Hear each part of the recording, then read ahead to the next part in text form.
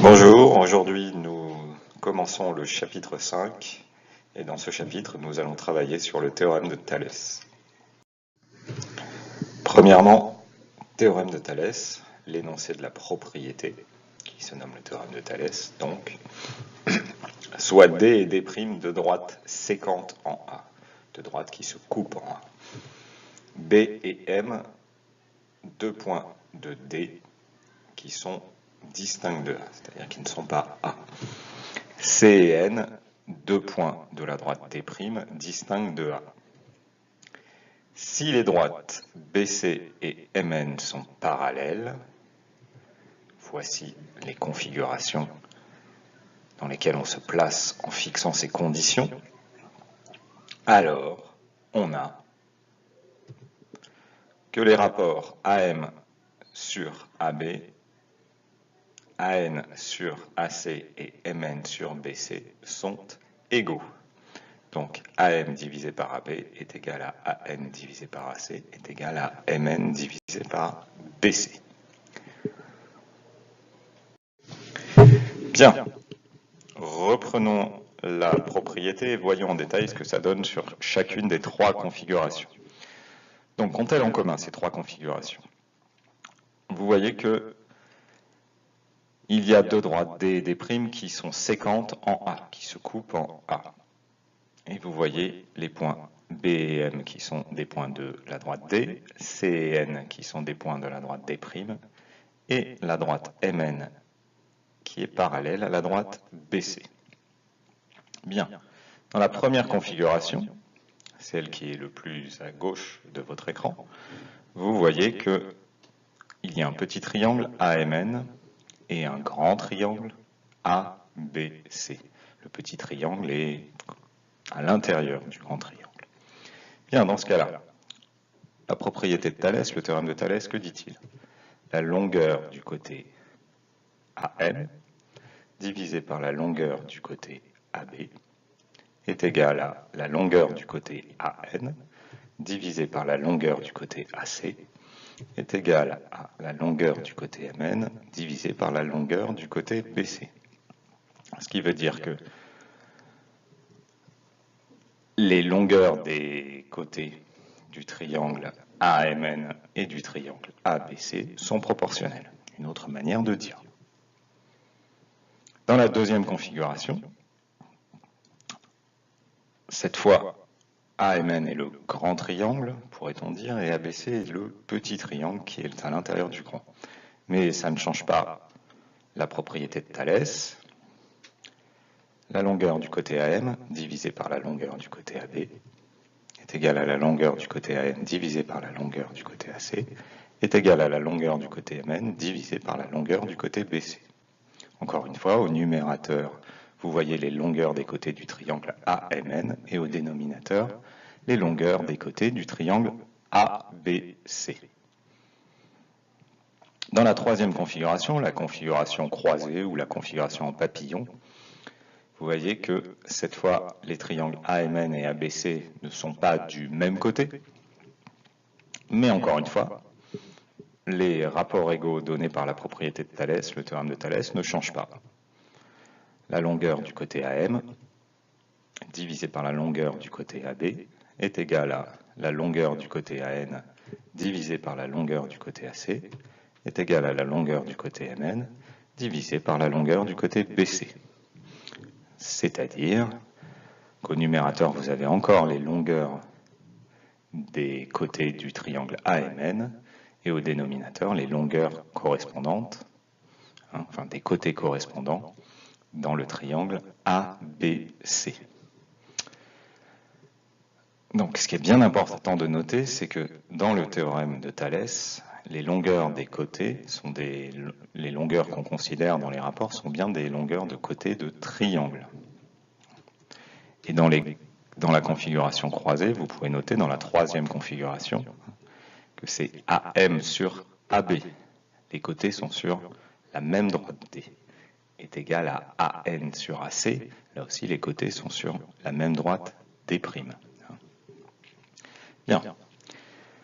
Ce que vous pouvez noter aussi dans les rapports, c'est que regardez, les droites D' sont séquentes en A. Et on voit que dans les deux premiers rapports, les longueurs de côté, les côtés, ils ont pour extrémité A. Et vous pouvez noter aussi que l'autre extrémité dans les deux premiers rapports, eh bien, donne, je pourrais dire, le troisième rapport. Regardez, AM en haut, AN, et ça donne MN en haut, pour le troisième rapport. AB en bas, AC, et ça donne BC. C'est comme si on faisait disparaître les A. Donc à partir des deux premiers rapports, vous pouvez retrouver le troisième. D'accord ? Donc ça, c'est un bon moyen de vérifier que vos rapports de Thalès sont corrects. Voyons voir ce que ça donne sur des exemples. Bien, nous avons ici les points O, M, N, P et R qui sont dans une configuration de Thalès. Si MP, la droite MP est parallèle à NR, alors, quels rapports sont égaux? Bien, je reconnais dans cette configuration deux triangles. Le triangle OMP et le triangle ONR. Et bien donc les rapports de Thalès qui sont égaux, c'est la longueur du côté OM sur la longueur du côté ON est égale à la longueur du côté OP sur la longueur du côté OR est égale à la longueur du côté MP sur la longueur du côté NR. Donc les longueurs des côtés du triangle OMP sont au numérateur et les longueurs des côtés du triangle ONR sont au dénominateur. Bien sûr, d'autres rapports qui auraient pu être égaux, c'est si on avait inversé, c'est-à-dire si on avait mis au numérateur les longueurs des côtés du triangle ONR et au dénominateur les longueurs des côtés du triangle OMP. Donc on aurait pu tout aussi bien écrire ON sur OM égale OR sur OP égale NR sur MP. Ça marchait aussi. Deuxième exemple, avec une configuration croisée cette fois. Les droites RP et JK sont parallèles, alors, eh bien, je vois deux triangles qui forment une configuration de Thalès, le triangle IPR et le triangle IJK, ce qui nous donne, pour les rapports égaux, longueur du côté IR sur longueur du côté IK est égale à longueur du côté IP sur longueur du côté IJ est égale à longueur du côté RP sur longueur du côté KJ.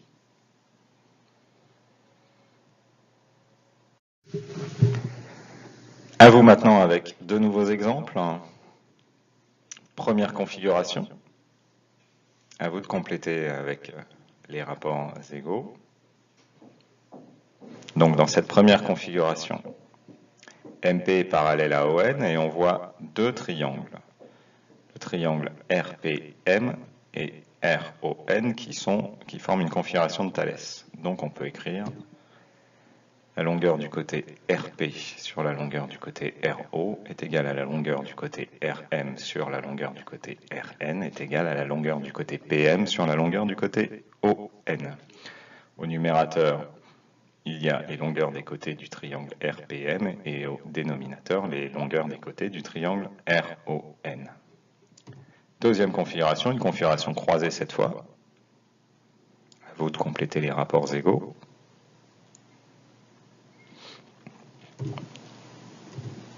Dans cette configuration, on voit deux triangles, le triangle RUV et le triangle RST.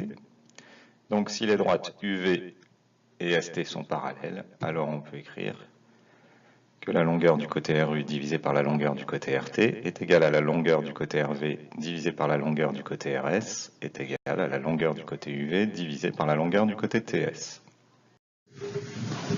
Quelques remarques pour terminer. Première remarque, le théorème de Thalès permet de calculer des longueurs.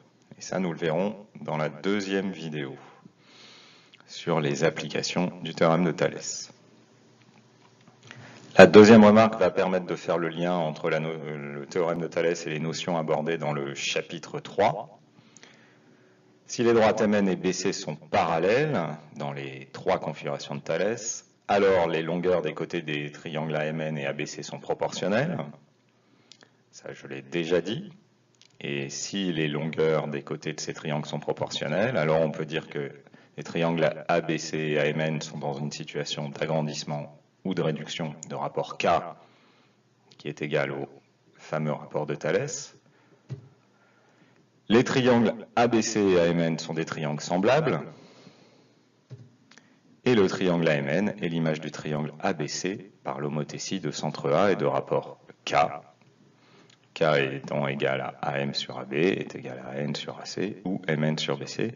Alors de rapport K, si les triangles sont, j'allais dire, du même côté, et dans le cas de la configuration croisée, c'est un rapport moins K. Voilà, c'est tout pour cette vidéo.